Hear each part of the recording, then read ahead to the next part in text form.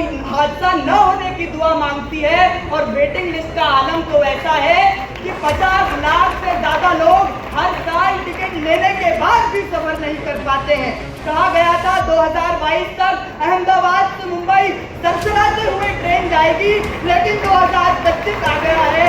Bullet train तो नहीं, लेकिन वादा खिलाफी की रफ्तार जरूर दौड़ रही है। सरकार कहती है सबका साथ होगा, सबका विकास होगा, लेकिन रेल में हो रहा है दलाल का साथ, निषेध का विकास और जनता का विरोध। डीजे के लिए भी जोरदार तालियां बजाऊंगा, इसलिए उसको बोलूंगा कुछ बात बाकी है, लेकिन उसने जो बेबाकी से अपनी बात रखी, तो जो जवाबदारी थी वही तो बोलेगा, लेकिन मैं उसको कुछ विषय जरूर सुधराऊंगा। हमारी सरकार के आप टॉप पे ले लो, अब मेरे फुटबॉल किसी को तैयारी चोरी की दाढ़ी में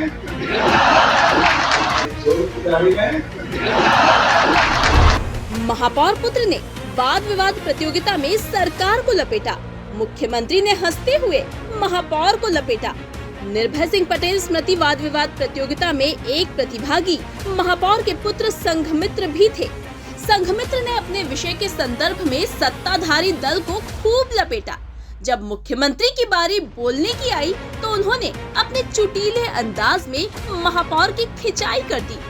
डिबेट तैयार कराने पर महापौर की सफाई पर मुख्यमंत्री हंसते हुए बोले, मैंने तो कुछ कहा ही नहीं, देखो चोर की दाढ़ी में तिनका है। हालांकि ये सभा मंच से हंसी ठिठोली के अंदाज में चली। मुख्यमंत्री ने महापौर पुत्र की डिबेट की जमकर तारीफ भी की कि आज भी जनता ट्रेन में सफर करने से पहले कोई हादसा न होने की दुआ मांगती है। और वेटिंग लिस्ट का आलम तो ऐसा है कि 50 लाख से ज्यादा लोग हर साल टिकट लेने के बाद भी सफर नहीं कर पाते हैं। माननीय अध्यक्ष महोदय, बुलेट ट्रेन का वादा हुआ था, कहा गया था 2022 तक अहमदाबाद से मुंबई सरसराते हुए ट्रेन जाएगी, लेकिन 2025 आ गया है। बुलेट ट्रेन तो नहीं, लेकिन वादा खिलाफी की रफ्तार जरूर दौड़ रही है। महोदय, करोड़ों रुपए खर्च हो गए, जमीन अधिग्रहण में घोटाले हो गए, लेकिन बुलेट ट्रेन सरकार की पावर पॉइंट प्रेजेंटेशन से बाहर नहीं आ पा रही है। महोदय, सरकार कहती है कि कवच तकनीक सिस्टम से रेल हादसे खत्म हो जाएंगे, लेकिन आपको बात बता दूं कि 10 साल में पिछले 10 साल में 20,000 लोगों ने रेल हादसों में अपनी जान गंवाई है। क्योंकि महोदय, जब रेल के डिब्बे टूटते हैं, रेल पटरी से फिसलती है, तब सिर्फ उस रेल के डब्बे नहीं टूटते, एक माँ की गोद सूनी हो जाती है, किसी बच्चे का भविष्य अंधकार में चला जाता है और एक बूढ़े पिता की आंखों से उसकी आखिरी उम्मीद छिन जाती है। महोदय, स्टेशन रीडेवलपमेंट की बात होती है, कहते हैं 400 स्टेशन हम एयरपोर्ट जैसे बनाएंगे, बनते कितने हैं? केवल 20। वहां पे भी जनता की आवाज आती है कि हाँ, चमकते बोर्ड तो हैं, लेकिन पीने का पानी महंगा है और भीड़ की भीड़ वही है। लेकिन आज मैं आप सभी को कुछ तथ्य प्रस्तुत करना चाहता हूं कि सीएजी की रिपोर्ट 2022 हमें यह बताती है कि 1.25 लाख करोड़ रुपए जो जनता का पैसा स्टेशन बनाने के लिए स्वीकृत किया गया था, उसकी आज भी 80% परियोजनाएं बाकी हैं। उसके बाद जो 78% सुरक्षा पर पैसा खर्च करना था, उसे डाइवर्ट कर दिया गया। और इकोनॉमिक टाइम्स की 2020 हमें यह रिपोर्ट बताती है कि 300 करोड़ रुपए की कैटरिंग का निवेश एक ही कंपनी को दे दिया।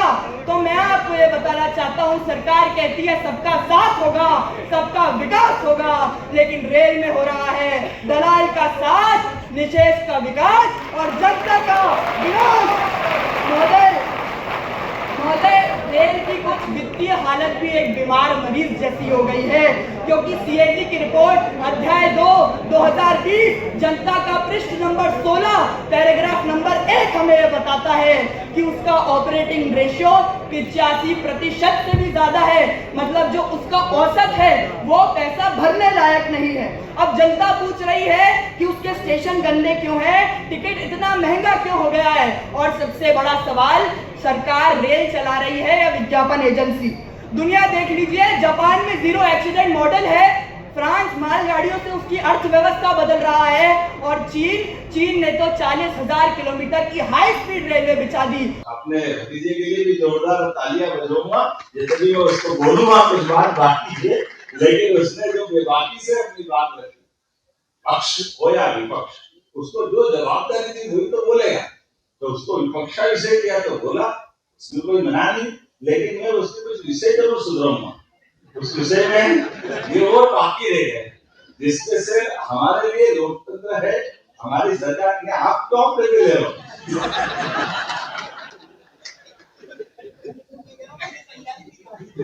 अब मेरे थोड़ी मालूम किसने तैयारी, और मैं आपको देख के भी नहीं बोल रहा हूँ। अरे मुहावरा बड़ा गलत चलता है, चोर की दाढ़ी में। मैं आपके लिए नहीं बोलता।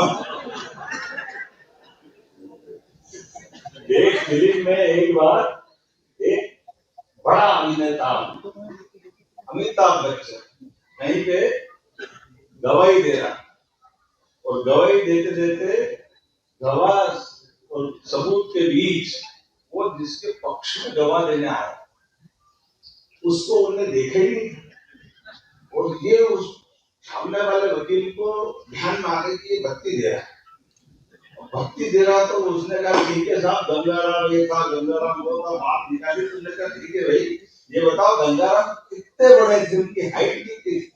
अब अमिताभ ने देखा तो ही नहीं बोले। अमिताभ ने धीरे से देखते ताली के तरीके से उस फिल्म के डायलॉग में ऐसे हाथ घुमा के अंदाज से ऐसे कर दिया। अब वो एवरेज साइड थी किसी की, तो सामने वाला को देखो साहब, हमने कहा ये झूठ बोल रहा है। बोले क्यों? वो गंगाराम कोई मनुष्य थोड़ी इतना बड़ा, वो तो तोता था, मुर्गा था, ये कहां से आ गया?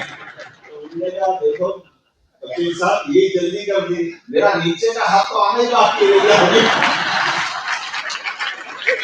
अभी तो ऊपर नहीं आया, तो वहां पर बोल पड़े तो ले क्या?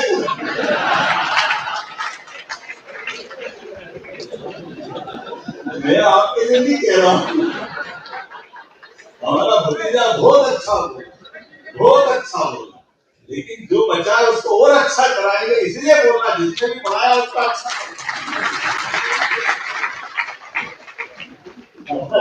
आनंद की बात मैं इसलिए कह रहा था कि उसको ये याद दिलाता कि भाई इस देश के अंदर अपने निर्भय सिंह पटेल जी के, जिनके गोपालपुर विधानसभा लगी है, तुलसी भैया गवाह, ये फतेहाबाद की लाइन उखाड़ी कांग्रेस के शासन में उखाड़ी, और ये लाइन बनी थी अंग्रेजों के टाइम, सिंधिया जी और होलकर जी के बीच में से आगरा तक जाते हुए ये मिलाने के लिए, इधर महू से लेकर के दोनों मिलिट्री हेडक्वार्टर को जोड़ने की जगह इस उखड़ी हुई पटरी को बिछाने का काम किसी ने किया है, यशस्वी प्रधानमंत्री की सरकार ने किया, हमें इस बात का गर्व। और बुलेट ट्रेन की बात है तो ये बात भी सही कि सपना देखा गया था, बुलेट तो छोड़ो, अभी तक भी आपके घर से कभी बड़े बड़े निकलते थे, वो लाल लोहे के सने वाले डब्बे के नाम रेल के दिमाग में से चित्र नहीं जाता। वो रेल आप जो चल रही है उसका जो मजा आता है, ये केवल मोदी नहीं कर सकते, हमारे अपनी सरकार में इसके आधार पर हमको आनंद आता है।